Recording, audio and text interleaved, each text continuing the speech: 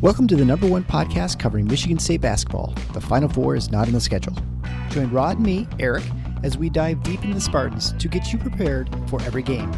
Subscribe today for in-depth recruiting updates and fantastic interviews with today's important college basketball personalities like Robbie Hummel. Thanks for having me. I have listened to your guys' podcast numerous times on drives throughout any Midwestern Big Ten city. So I am big fans of your guys' work. Jay Billis. And next time, hey, if anybody in Michigan wants a December tea time, call me. You wimps won't show up, but I'll be there. I'll be there and play in the cold. And Izzo will be in front of the fire with hot chocolate. Coaches Thomas Kelly.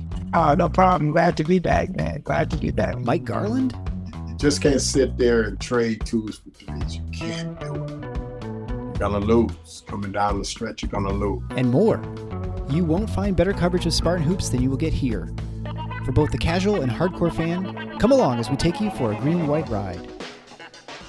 Woohoo! Hey everybody, this is Eric alongside Rod, here to talk about Michigan State's resounding victory over the Baylor Bears, 88-64 at Little Caesars Arena this afternoon in Detroit. Before we begin, I just want to remind everyone, if you want to support the show, please head on over to thefinalfoursontheschedule.com/support. You can find ways to either contribute to the show in a one-time gift via PayPal or Venmo, or also on a recurring basis through Patreon or Substack. Also, go ahead on over to the website if you want to get on the emailing list so you get episodes emailed to you, and that way you don't miss anything, because we actually have a fun episode to do here today, Rod. It's kind of nice. I just want to say there are 3 things I learned this last week. One, if you're editing a podcast, it is always better doing it on a Caribbean beach. Number 2, we had to watch the game in a Caribbean airport, and my son was able to FaceTime it to us while we're waiting because our plane was delayed. And so we saw about every other second, maybe every 100 frames or something like that. So we were relying on his play-by-play, and I never appreciated Will Tieman's play-by-play until I had my son try to do play-by-play. I'm not sure. Let me I'm tell you, it was bad. Anyway. And also, he was also cutting in and out too, of course, as we're using the airport Wi-Fi down. Okay. But that's a technical difficulty, though, which is distinct from an inability to accurately and insightfully describe what is going on in front of you. Yes. Those are 2 different things. Yeah, this is his play-by-play. Oh, Jeremy Fears looked like he got hit by a rocket launcher. Foul on Baylor. Illegal screen. So anyway, yeah, it was a lot of fun. We had a great vacation as we were sort of on the run doing these episodes, and we're so committed to doing these things. Not only do we do them when we're on vacation and kind of in between, but we're doing everything we can to get good content to you guys. And so fortunately we have good content, not just good content, but like actually fun things to talk about. So what a great game, great highlight, punctuation to my anniversary week, which I know no one else really cares about, but I do. So it was a great way to end the week. And this is not a game I had any expectation of Michigan State. I mean, maybe I thought they'd win, but the way they won and how badly they punked Baylor the way they got punked by Wisconsin just a couple of games ago.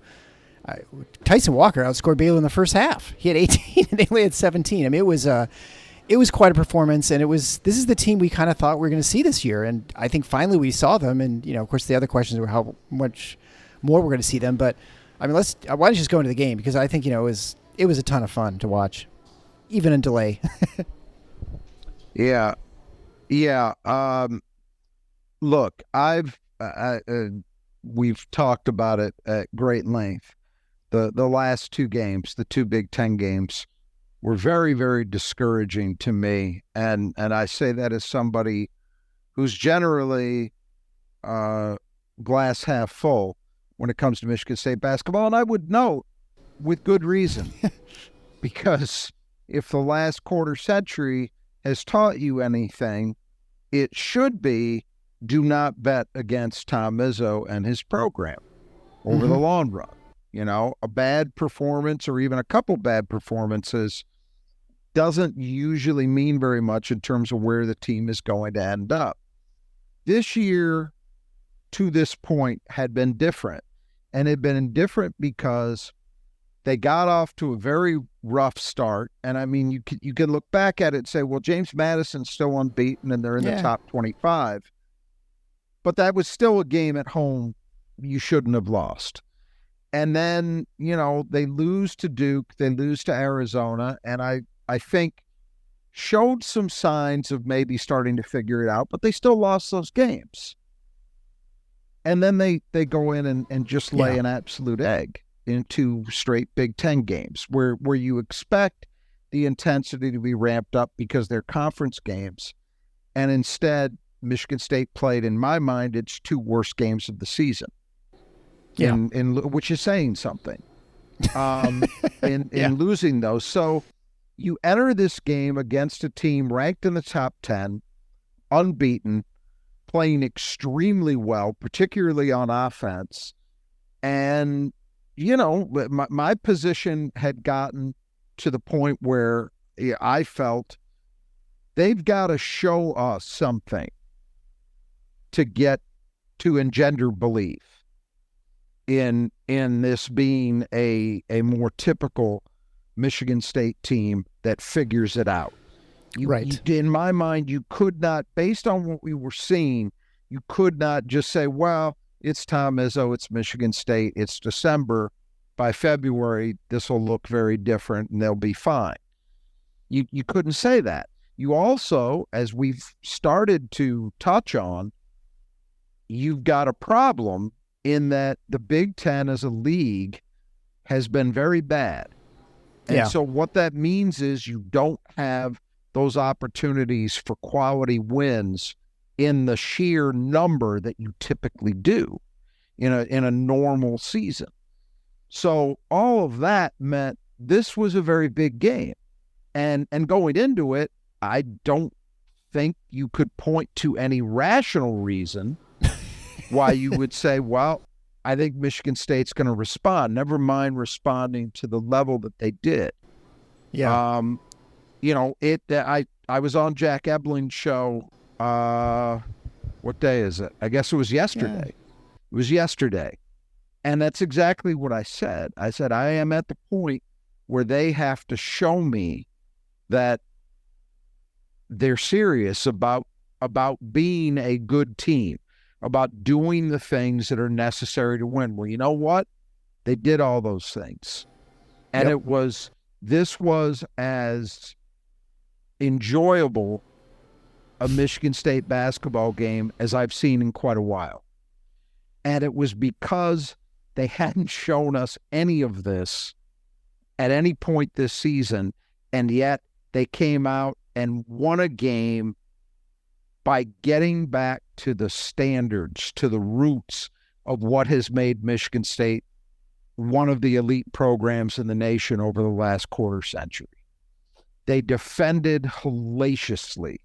The first half defensive effort was as good as I've seen from a Michigan State team in a long time, particularly when you're factoring in the caliber of offense they were doing it against. This Baylor team, we talked about it in the preview. They've just been shredding people. Everything they do, they were doing at a high level. And Michigan State held them to 17 points. You mentioned Tyson outscored their entire team. 17 points. I never in a million years would I have figured they would have done that. No. Their defensive rebounding, Baylor, a top 10 offensive rebounding team coming into the game. MSU shut them down on the defensive boards. Because of the way they defended and rebounded, they were able to get their transition game going. Yep. And they really punished Baylor that way. You add all of those things up, and I think even things that don't necessarily show up immediately in the stat sheet, but if you watch the game, the physicality that Michigan State displayed. Baylor plays a physical brand of basketball. That's something that Scott Drew has instilled in that program. And MSU was more than a match for them in that regard. All of the things that we've come to know as staples of this program were on display. And that's what made it great. it wasn't that they went out, they went 19 for 30 from three, or did that. Those things are fine, but they're not the nuts and bolts of what makes this program what it's been. The things that qualify as those elements were on display in this game, and that's what made it so much fun to watch. And, and so now the question becomes, which we can turn to later after we do the autopsy of this one fully, but the question becomes, okay, you've shown us now. You've shown us you can do this. Can you sustain it? Can you keep doing it? Do it again, and do it again after that, and again after that. If they can, this team, particularly in the first half, that was a Final Four level effort. I mean, there's just no two ways about it. I would even say that's a national championship level effort. Can you continue to play that way, or is it, a momentary blip in a string of otherwise less inspired performances? That's going to be the question. But nobody can talk, nobody can talk about, well, this team just lacks the horsepower to do what's needed. Bullshit. Yeah. I think any sane person knew it was bullshit. There's a reason they were ranked where they were ranked in the preseason. There's also a reason that they came into this game 4-5. Today, you saw those two things kind of reverse, and you saw the level of intensity, the level of focus, the level of toughness, the level of physicality, and the execution all rise to the level that allowed the performance to be at the point we all expected to see when the season started, or beyond, because honestly, you would never figure you'd beat a top 10 opponent by 24. That's a and really 30, right? I mean, it was pretty much 30 until the reserves came at the end and sort of gave up some stuff. In the second half, I mean, Baylor, this is maybe the most impressive thing I thought Michigan State did. They go into the halftime locker room up 28, and they come out, and you and I were texting and saying, boy, if they can just deliver a really strong first 5 minutes of the second half, they can end this thing. Yeah. And they did. Baylor came out, hit a couple threes, started to get some momentum. I think they actually got it down as close as 20. Yep, 20 points, yep. And then Michigan State responded. A.J. Hoggard in particular, I think, responded. And they kept that game. It kind of lived in the 24 to 30 point range for pretty much all the second half. Yeah. They never really got any closer than that.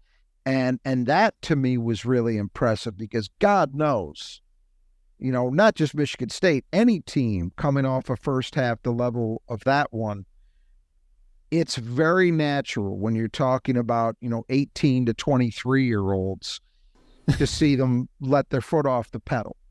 Yeah. And allow an opponent, not necessarily to get, I mean, look, coming back from 28 down would have been an all-time collapse or rally, depending upon which end of the spectrum you were on. But so I didn't expect that. But would it have shocked me if Baylor had been able to whittle it down to, 10, 11 and start to make it feel a little bit uncomfortable? No. That wouldn't have been a total shocker, because those things happen all the time. Mm-hmm. Particularly a team like Baylor that has shot the three so well this season.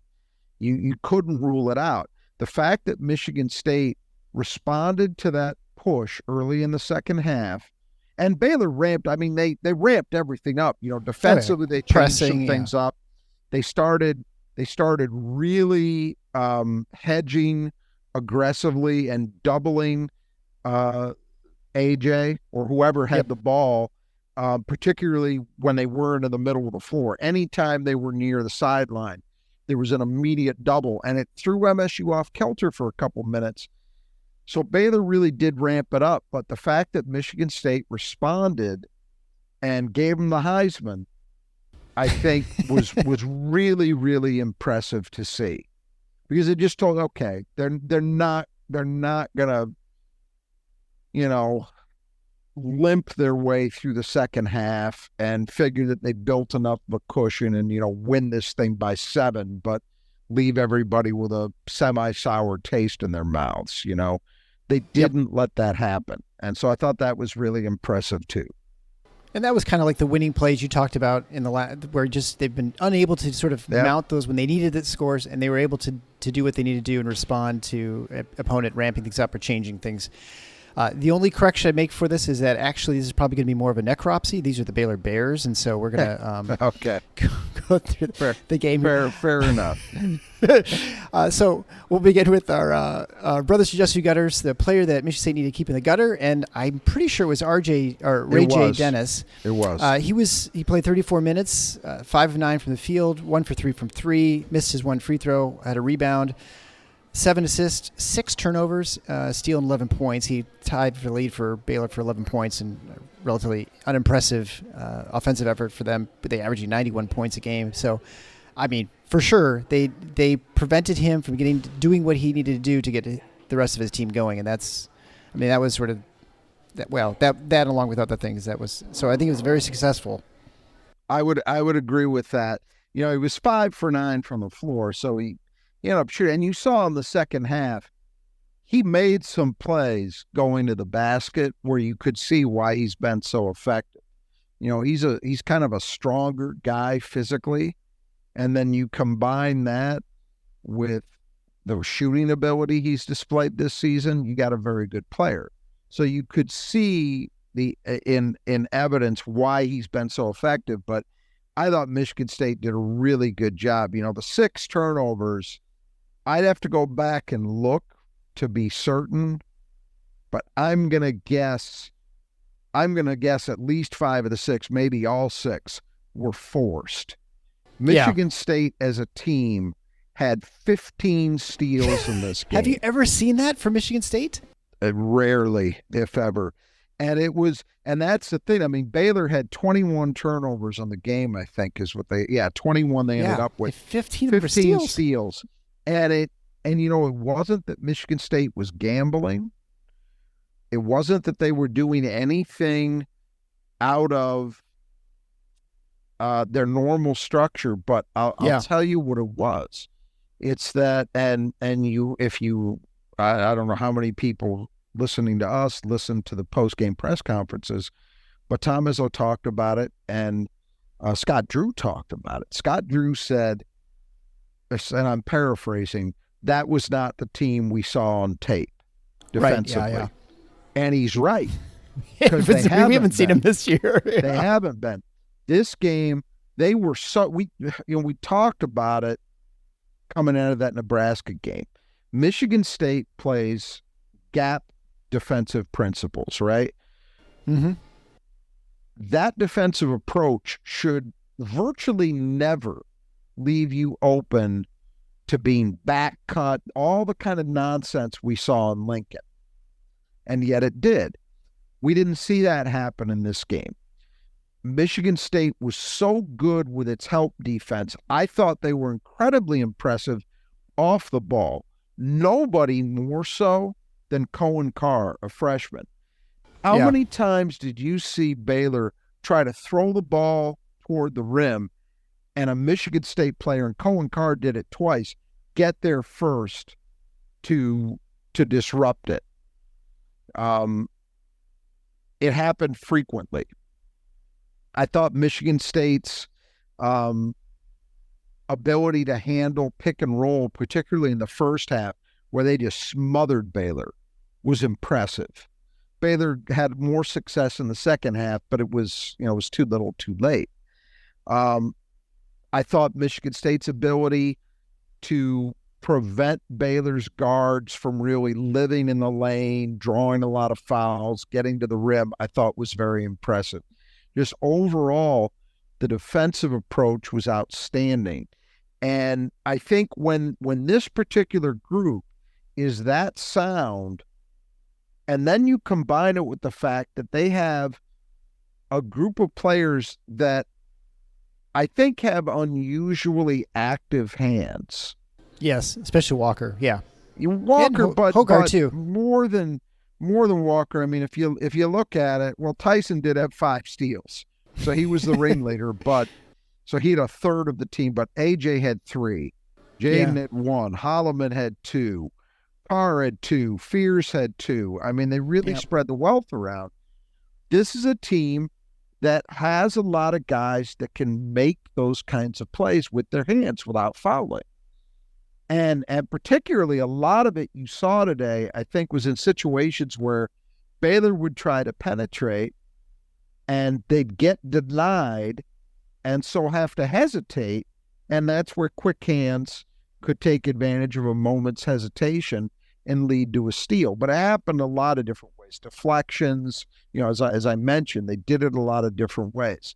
But that was really impressive. And I think with getting back to the subject with Dennis, I think that was a big deal, that Michigan State was able to be very, very disruptive with him. 7 assists is a nice game, but it never felt to me like he was in control ever.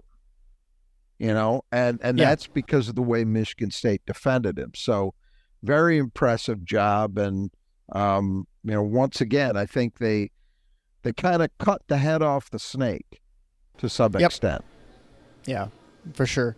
Yeah, I thought especially with you're talking about the gap defense, the rotation by the bigs, by Mahdi and by Cooper were so good. Oh yeah, that every time they tried to get in, I mean they still prevented the pass to the 5 cutting to or 4 cutting to the rim. So, I mean it was super impressive. Now, of course, that's all my still frame watching it. Rotation and recovery was at a very high level, and I want to while we're on the subject, I would if you want to see in writing a clinic in describing why Michigan State was so good defensively in this game, I'd encourage you, go read Jim Comparoni from Spartan Mag's Twitter account, because after the game, I went and reread what he was writing real time, and he nailed it, 100% nailed it. Called out all of the things we were just talking about and more. One of the other things I recall that he mentioned, which I think was absolutely true, Michigan State's recovery to 3-point shooters was at a Michigan State standard. And what he meant was this. In some of the games this year, what you've seen has been some of the guards kind of flailing out at shooters, out of control, trying to scramble back and recover to an open shooter. That's not Michigan State basketball. What you saw today were guys under control, rotating, recovering, getting to shooters, and making the shot difficult. Under control. There's a difference.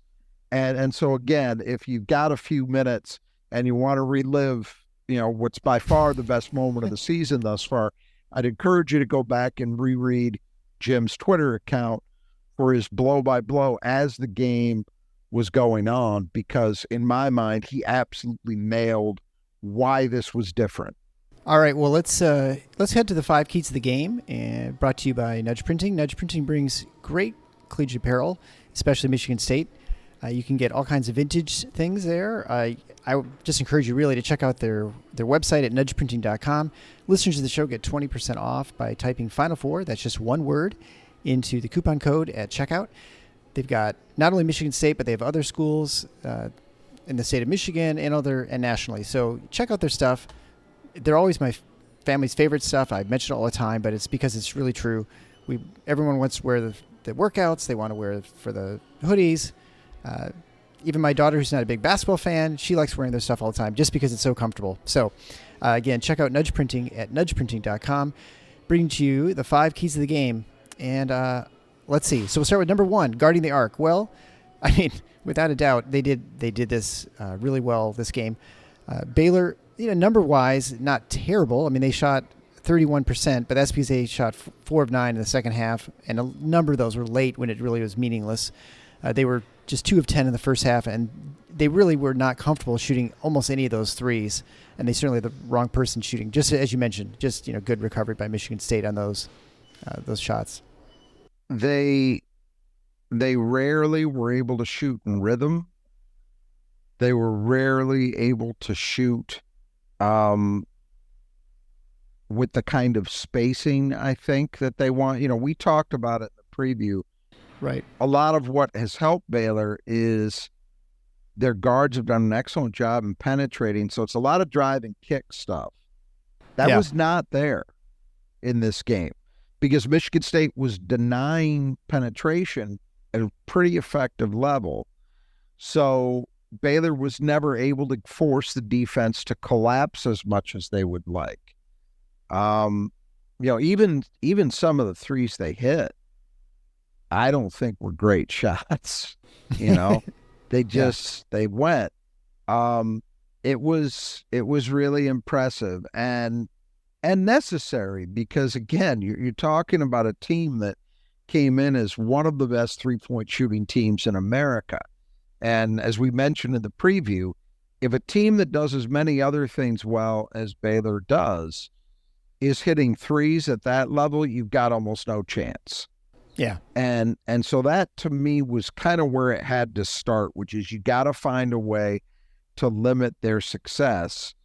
And Michigan State did. 6 for 19, that's doing a job. 31.6%, which is 15 points below where they were averaging for the year. Right. So, definitely a big win for Michigan State there. Number 2, defensive rebounding. We mentioned that Oh, yeah. Baylor's an excellent offensive rebounding team, and they had only 6 offensive rebounds for as many misses as they had. That just was a little bit under 25%. So, definitely win there. Michigan State got some going on offensive rebounding. It seemed like they did better than they did, but definitely when they're shooting as well as they are, then it's definitely they punish the team a lot more. Look at the percentage. They only had 8, but that was 8 of 18. That was almost 50%. No, 28. Oh, I'm sorry. No, you're right. 8. No, you're right. 8 of 18. 8 of 18. They were 31 for 49 from the floor. They were one offensive rebound short of a 50% offensive rebounding rate. Yeah, that's how it felt when I was watching it. I had the wrong number. Yeah, rightly so. I think, but look, the offensive rebounding was great by Michigan State. That is a phenomenal performance. Anytime you're in the mid 40s in terms of an offensive rebounding rate, you've done an outstanding job. And it's compounded by the fact that Michigan State also shot 63% from the floor. So even when they missed, they were still killing it. That was all huge. But to me, defensive rebounding is where this thing started. It really was. Baylor had been a top 10 team in terms of offensive rebounding rate coming into the game. Other than Missy, who came in, I believe, averaging 3 a game, they didn't have any other guy. We've talked about some teams lately like Wisconsin or Nebraska where they've got a couple guys that are really spearheading it. With Baylor, it was one guy and then everybody else kind of chipping in. But that makes it tough because you've got a lot of guys to worry about, not just a couple.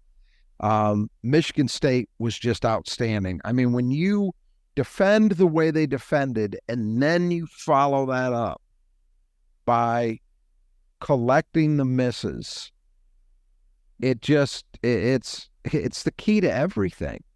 You're ending possessions with one missed shot. You're giving yourself a chance, at times at least, to get into transition, which Michigan State did a very good job. And they were only credited with 21 fast break points in this game, a 21-17 edge. It felt much bigger than that to me. A lot of secondary break stuff, right? Yep. Yeah, that's what. Yeah. But the defensive rebounding is so key because and I don't need to tell anybody listening this, but I'm going to say it anyway. We all know it's one of the most deflating things that can happen in basketball. You do the work to generate a missed shot, and then you don't choke the possession off. You don't end it. They get an offensive rebound, they get another chance, and especially obviously when they score up those second chances, it's just deflating. It just takes the life out of you. And that did not happen today. And they did it against a team that's been very, very good in that area. You know, they've shot extremely well on the season. So the first thing was you limit their success shooting the ball, especially from deep. Well, that's really important. But then you follow that up by ending those possessions with one miss, defensive rebound, boom, that's it. It's huge. Yeah. Well, and of course, the other thing, too, about that is the offensive rebounds. Your defense is distorted, and so you get an offensive rebound. You either have it, you're close to the basket, and you can get a quick little 2, or you can kick it out for a wide open 3. Sure. And I imagine, I'm sure Baylor gets a lot of their, Yep. I'm sure that's where they get It's a a lot of good the point. threes this year too. It's so a good they weren't point. able to do that, right? I would think that also was a big part of limiting their success from 3. You're absolutely right. We saw Michigan State do it a couple times. Oh in this yeah, game. right, for sure. And it's such a hugely deflating thing. You know, we talk a lot on our podcast for obvious reasons about the numbers, about statistics, but we all know, particularly when you're talking about young people playing a game, emotion is a big part of it. There's For no sure, two yeah. ways about that. And when you have an opponent do those kinds of things against you, it has an impact. It can snowball on you. And conversely, when you deny them that, they don't get those chances, things they're used to being able to do, I think frustration can set in for that team. And it didn't feel to me like Baylor was frustrated particularly. I think they were just kind of shell-shocked. Yeah. They were definitely, I think frustrated, just more that just not unable to figure it out. I think just, Right. They didn't have answers. They didn't have exactly. answers. Yeah. They were just struggling. As my son would say, they're on the struggle bus. All right, so the third key to the game, making shots. I don't know. I mean, I guess Michigan State shot, 63%? I think that's pretty good. They shot 67% from 3. So, yeah, I say they did okay. Yeah. The single biggest thing, and people are going to focus on the threes. Yep. And I get it. It was a good performance. Tyson Walker especially, who, by the way, and this might shock some people, Tyson Walker's up to 39% on the year from 3. Michigan State as a team is now at 32%, and believe it or not, they are now out-shooting opponents from 3 on the year. It's 32% to 30.9% after today's game. I know those numbers probably shock everybody, but in any event, all that stuff is really good, but it wasn't the most important thing Michigan State did. The most important thing Michigan State did, in my mind, offensively, was 42 points in the paint. Yeah. In this game. Now, how did they do that? Well, I'm not sure. If I'm forgetting one, I'll cop to it. But I don't think Michigan State, I don't recall a single post-up basket in this game. I don't think there was one. Nope. Because this was not a game where Malik Hall was really doing a lot of damage. I guess there was one quasi. He kind of half drove, right? Yeah, he sprung open and Jeremy Fears spotted him, and then he went to the bucket, kind of double clutched and hit. But that wasn't he wasn't backing somebody down, anything like that. How did Michigan State do it? Well, they had by far their most effective game in pick and roll, utilizing the 5-man as a lob threat. They did it repeatedly with Carson Cooper. And that was nice to see, but that was limited. There wasn't a ton of that. The majority of the damage they did was via their guards getting into the lane and finishing plays. And we've talked about it all year long, and it's going to remain true for the rest of the season. If Michigan State's guards can get into the lane and make things happen, this is a vastly different team offensively. Now, we've seen Tyson Walker, who has improved immeasurably over his 3 years in terms of his ability to finish at the rim. If you remember what he was like going to the rim 2 years ago versus now, it's night and day. Yeah. But he's the only one who's done it consistently. We've spent so much time talking about A.J. Hoggard. I thought A.J. Hoggard was tremendous today. And the numbers aren't earth-shaking. You know, he had 14 points, 5 assists, 4 turnovers. He did have 3 steals. They're not like eye-popping numbers, but if you watch that game, especially in the second half, when MSU got off to kind of a sluggish start, and Baylor made a few plays, and they got it down to 20, and it felt like, are they going to make this uncomfortable? And then AJ kind of took over and put his stamp on the game, started getting to the rim, finishing plays, drawing fouls, doing all the things that we know he's fully capable of doing, but that he hasn't consistently done this year.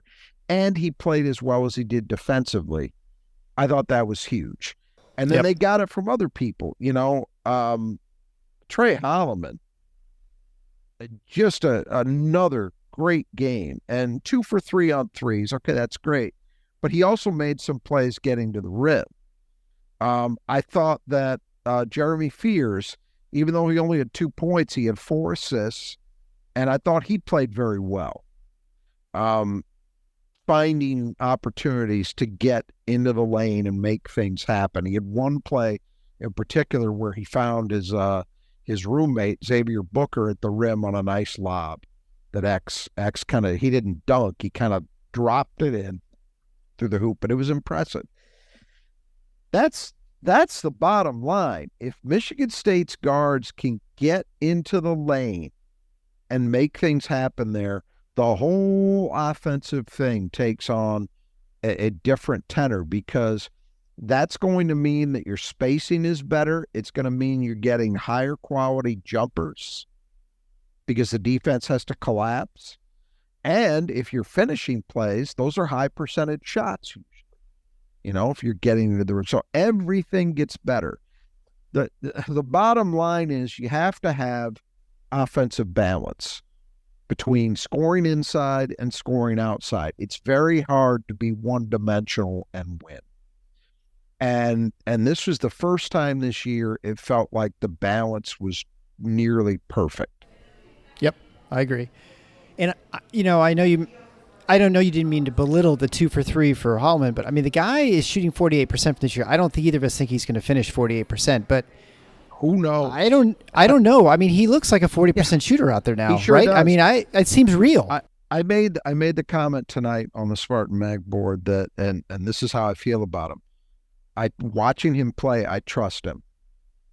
Last year it was, we talked about it some. It's like, okay, you trust him to run the offense. He's not mistake prone, but you didn't feel that he had a lot of confidence in looking for his own shot. Well, that's changed. He's assertive, but at the same time, I feel like it's very rare that Trey takes a shot that doesn't feel like a good shot. Yeah. Those threes he's taking are good shots, and his stroke, I thought it looked good last year, and it looks just as good this year. And they're falling for him, but it wasn't just that. He had a runner in the first half that was a really tough make. But it was a good shot, and it's the kind of play that a confident player tries to make. And it feels like that's what he is right now. And then you add in that he doesn't turn the ball over, and he's so reliable defensively. Look, I'm not suggesting that Michigan State make a change, because I think even though I felt like this was an overall step forward for Jaden Akins, they still need much more out of him. And if this team is ever going to get to where we hope they will, Jaden Akins has to be a huge part of that. So I'm not suggesting they should make a change, but right now Trey Holloman's been a better basketball player. And if you were evaluating it just on that, you would say, well, Trey Holloman should be getting more minutes because he's been that good, Yeah. It's so funny because he was the forgotten player this summer. It's like, well, I don't know if he's going to make the court, on the court, and here he is. Yeah, but look, it shouldn't be surprising to people because I thought as a freshman, as we just talked about, yeah, there were some confidence issues in terms of him looking for his own shot, but it's pretty rare that a freshman guard comes into Michigan State and is that trustworthy in terms of running an offense. He was great defensively early as a freshman, and then he struggled a little bit as the year went on, but still, overall, a pretty solid year defensively as a freshman. It's not common for a freshman guard to come in and be that reliable. So to me, and again, we weren't talking about a guy, well, obviously his shot's broken. No, his mechanics look good. So I don't think it should be, I wouldn't have expected 48% from three, but I don't think it should be shocking that he's played well at all, and you look at him now, and he and Jeremy Fears, they are, for all the ways that the starters maybe definitely have not lived up to advanced billing. I think the things that we thought about Michigan State's depth at the guard spots with those two guys, with Trey Holloman, Jeremy Fears, of what they could be, that has panned out. Yeah, or better. Yeah. Those guys have been as advertised, in my opinion. For sure. Yeah. Well, that kind of makes a quick segue into the fourth key to the game, the guards. And I think we've just been going over the guard play was phenomenal. And Baylor's guards are great, and they were made to look not great in this game, and that's to credit to Michigan State's defense on the perimeter. Tyson Walker, obviously 25 points, and we haven't belabored it, but he was huge early. Yeah. And got Michigan, that plus Michigan State's defense got them off to that big lead. And, this has been a season, obviously, where we've seen just endless, terrible starts. And today was exactly the opposite. Michigan State went out and kicked Baylor's ass pretty much from the opening tap. In fact, Baylor won the opening tap, and the first possession ended in a shot clock violation. Yeah. So it almost could not be better. And then MSU comes down, Tyson hits a three, and away we go. And then Tyson, later on in the second half, kind of helped, put the nail in the coffin with some big buckets. We talked about the way AJ played. I think just a really, really solid overall game from him.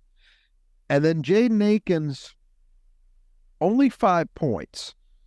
He hit what he hit. He had 1 3, and then he had a dunk, a transition dunk. Only 2 for 6 from the floor, but 4 rebounds. He had a steal. He had a block. But the most important thing to me was the way he guarded.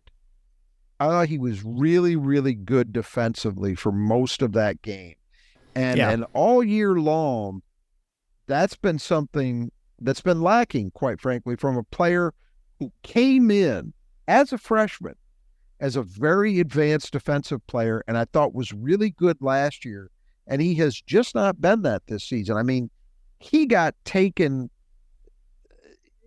The Nebraska game was awful for him defensively, Yeah.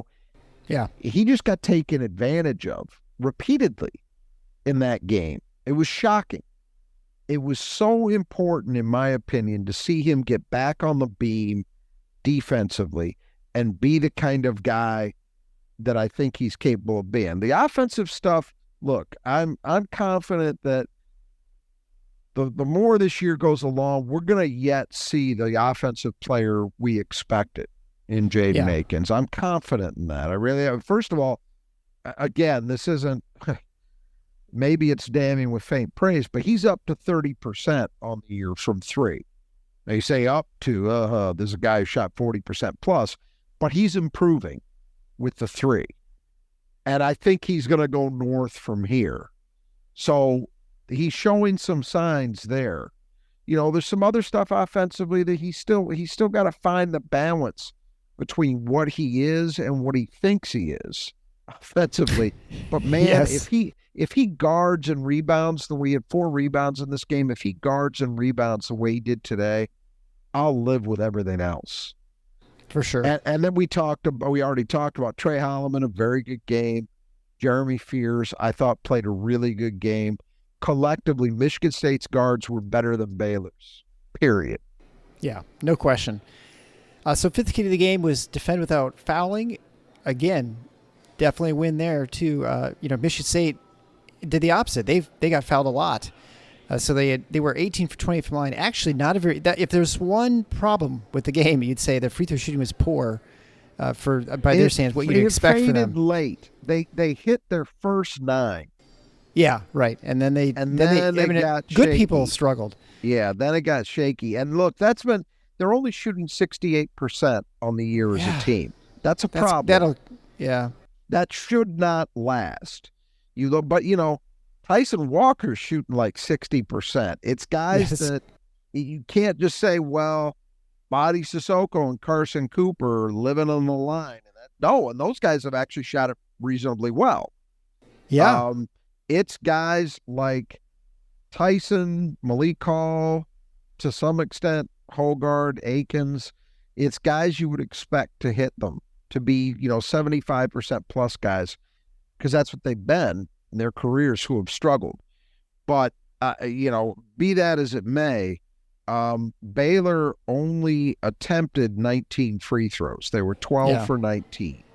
And a lot of those came in the second half. I mean, the first half, Baylor only shot 5. Right. That was important, that you could defend at the level Michigan State did and do it only giving up 5 free throw attempts. That was a really big, maybe quiet part of how good they were in that first half. Second half, it got both ways. It kind of got, it got physical. I think both teams, if I remember correctly, ended up in the double bonus. So, and in fact, Michigan State got into the bonus quick. Michigan State was in the bonus in the second half, I want to say, with like 15 minutes or 14 minutes left. I think you're right. Crazy how early it was. And then, Michigan State caught up, so to speak, and Baylor got the bonus. But overall, look, it's amazing how good you can be defensively when you don't let the opponent get into the lane at will. Yeah. Go figure. Was the key to everything today. They don't get penetration. They have a harder time drawing fouls. They don't have drive and kick opportunities, so the quality of looks from 3 aren't as good, and consequently they don't make them at the level they're used to. They're not scoring at will around the rim. It's just the whole thing started with that. Yeah, and I guess the only thing I'd say is, Konkar, those dunks. So, of course, like I told you, I was watching and these freeze frames, there were like, he did dunk it, and I'm like, well, that must have been an amazing dunk. But every time they show the replay, it's him jumping, and then you see him hang on the rim. I never actually saw the dunk, despite how many replays they did. I'm actually looking forward to watching the game in replay, because they look like majestic. Like I saw some still frames, like incredible. The one toward the end of the first half, think it was, can't remember if it was AJ or Tyson, threw the ball ahead, and I don't think he dribbled. Like he caught it, he kind of leaked out. It was like a 3/4 court pass, and he caught it, and in one motion, it was really impressive. And then I know he had one from AJ on a lob in transition, which was also impressive. But I'll tell you what, for as much as people are going to remember those dunks, and they should, I don't mean to downplay them, but I mentioned earlier, I was so impressed with the way he defended in this game, particularly blocked 2 steals. The ball. Yeah, he had two times. Baylor has a lot of success, and they have for years, at letting their guards, kind of what Michigan State did to them today. Their guards kind of turning the corner on pick and rolls and just kind of lobbing the ball to the rim. And Baylor always seems to have these 6'9", 6'10" guys who are good athletes, that just kind of go get it. And they did that multiple times in this game, and there were 2 times they tried to do it, and Cohen Carr just got there before anybody else and deflected it. It was really impressive because it was a combination, in my opinion, it was a combination of instinct and him actually being able to read a play and use his athletic ability. That's the thing. When all of that, the basketball IQ, the experience stuff fully catches up with his athletic tools. Yeah, watch out. Yeah, look out. And he's showing signs, but this was really, really good from him. And the dunks were great, but I was a lot happier with the defense because that's the end that I don't know yet whether he can perform game in, game out. And if he can play at this level on a more consistent basis, Michigan State's really got something. Yeah, I watch, and I know you talked about this before the season started, but I feel like that somehow he just thinks the basketball, the hoop or something is like cheating on his girlfriend or cheating on. I mean, the way he punishes that, it's just, he looks angry every time he just attacks the rim. It's impressive. When you have guys like that, we talked a while back about the effect of emotion on a game, and Michigan State, I lost count the number of dunks. They had a lot of dunks in this game. Yeah. Easily more than any other game this season, I think. But when you have a guy like that is such a freak of nature athletically, you saw, even watching a glitchy version as you did, it sounds like, the emotion coming through in that building when he made those plays was off the charts. And when you have a weapon like that, man, that is something that can turn a game emotionally on a dime when you have a guy that can make the kind of plays that he can make. Really impressive. I also wanted to mention too, before we're done, we talked about Jeremy Fears, we talked about Cohen Carr. I do want to talk about Xavier Booker. He had 7 points, which people are going to focus on, and he hit a 3 and, all good. He hit a mid-range jumper, all good stuff. But what I liked is, and this is the first time he's played. He didn't play against Wisconsin. He didn't play against Nebraska. So it's the first time he's played in a while. And I wasn't sure whether this would be a game that would, lend itself to Book getting a lot of minutes. But he did. And he was productive when he was in there, but not just productive. I thought you saw some signs of him doing the kinds of things they need him to learn to do. So by that, I mean, he's actually going and getting somebody trying to block out on a missed shot. Yeah. Not always successfully, but he's trying, which is in a very, very important first step. Now, he wasn't perfect. There was a play in the second half where he had his back to the ball for about 5 seconds, and I believe it was Ray J. Dennis he beat his man, and because there was no help, he just had a wide open path to the rim for a layup, and Book never saw him. His back was to the ball. It was a clinic on how you don't defend. So he's not all the way there yet by any stretch, but if we're talking about signs of progress, he absolutely showed some today, and I'm not talking about any of the 3 baskets he made. That's all important too. Getting some scoring is one reason why you want him to earn his way into more minutes, right? But he's got to be able to be connected defensively. He's got to be able to at least put up a fight as a rebounder, at least occupy his guys so somebody else can go get a rebound. Well, he did some of those things today, especially in the first half. And that's a definite step forward. So I wanted to make sure to mention him. He didn't play a ton of minutes, but I thought he showed some signs of progress. And so especially as we're starting to head into the holiday break, we got a couple more games, and then they've got that period between Christmas and New Year where a lot of times you see guys make jumps at Michigan State.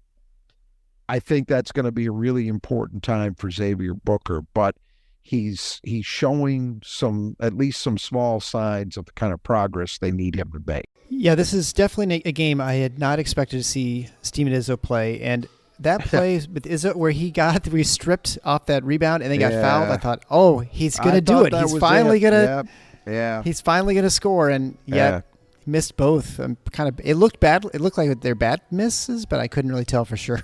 One other thing worth mentioning too, some listeners may have noticed that Jackson Kohler was in a boot again. And Izzo said after the game he felt a little bit of soreness. It was precautionary. He didn't say anything about a changed timeline. He's still saying after Christmas they expect him back. So I think we can still stay cautiously optimistic, but you would prefer not to have seen that. Yeah, for sure. Well, I certainly didn't notice that, so I appreciate knowing that. All right. Well, let's wrap it up there. We'll be back. We got a quick turnaround. We got Oakland coming up on Monday, so we'll be back later today with the Oakland pregame and then with the postgame after Oakland. So until next time, the Final Four is on the schedule. Go Green.